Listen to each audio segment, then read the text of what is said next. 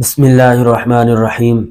سامعین، اس سے پہلے ہم نے سردار قریش جو تھے ان کے بیہودہ سوالوں کے جواب کے بارے میں آپ سے گفتگو کی تھی۔ آخر کار قریش مکہ کے جو لوگ تھے، سردار تھے، جو اسلام میں داخل نہیں ہوئے تھے، وہ تنگ آ گئے اور ایک معاہدہ لکھا جس میں منصور بن عکرمہ کو داخل کیا، اور اس نے اس پورے معاہدے کو لکھا۔ اس معاہدے کے لکھنے کی وجہ سے اس کا ہاتھ بھی شل ہو گیا تھا، چنانچہ یہ بیت اللہ میں لٹکا دیا گیا۔ اس کے اندر یہ لکھا ہوا تھا کہ بنو ہاشم کے ساتھ بالکل کسی قسم کا معاملہ نہیں کیا جائے گا، خرید و فروخت، شادی بیاہ کے اندر، یعنی کسی بھی مشکل حالات میں ان کے ساتھ کھڑا نہیں ہویا جائے گا، اور کسی صورت میں بھی ان کا ساتھ نہیں دیا جائے گا، ان کی مدد نہیں کی جائے گی، گویا کہ ایک قسم کا بالکل بائیکاٹ کیا جائے گا۔ تو جب یہ بات ابو طالب کو پتہ چلی تو اس نے بنو ہاشم کے خاندان سب کو بلایا، سوائے ابو لہب، کیونکہ ابو لہب تو حاضر نہیں ہوا، سب کو بلا کر کہا کہ تم نوحہ کے پہاڑ میں چلے جاؤ۔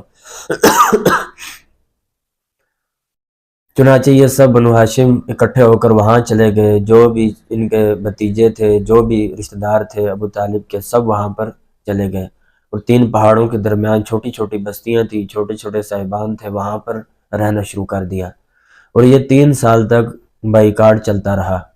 گویا کہ بعثت کے 7ویں سال یہ شروع ہوا اور تقریباً 9ویں 10ویں سال تک یہ برقرار رہا۔ آخر کار حج کے دن قریب آئے، بعثت کا 9واں سال تھا۔ علماء نے لکھا ہے کہ اسی کے اندر شق صدر بھی ہوا، یعنی چاند کے 2 ٹکڑے بھی ہوئے۔ اب اس میں چاند کے 2 ٹکڑے کیسے ہوئے؟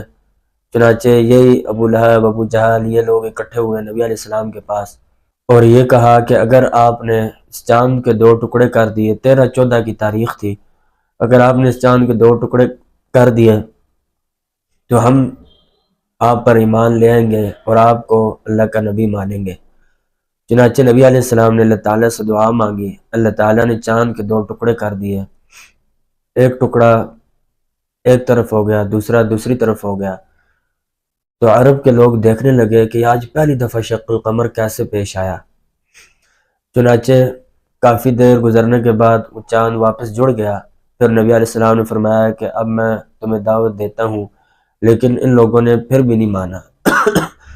الٹا کہنے لگے کہ آپ نے ہماری نظروں پر جادو کر دیا، ہم پر جادو کر دیا، ہم تب مانیں گے کہ جو مکہ سے باہر کے لوگ ہیں وہ جب یہاں پر داخل ہوں گے، ہم ان سے پوچھیں گے کیا واقعی چاند کے 2 ٹکڑے ہوئے تھے؟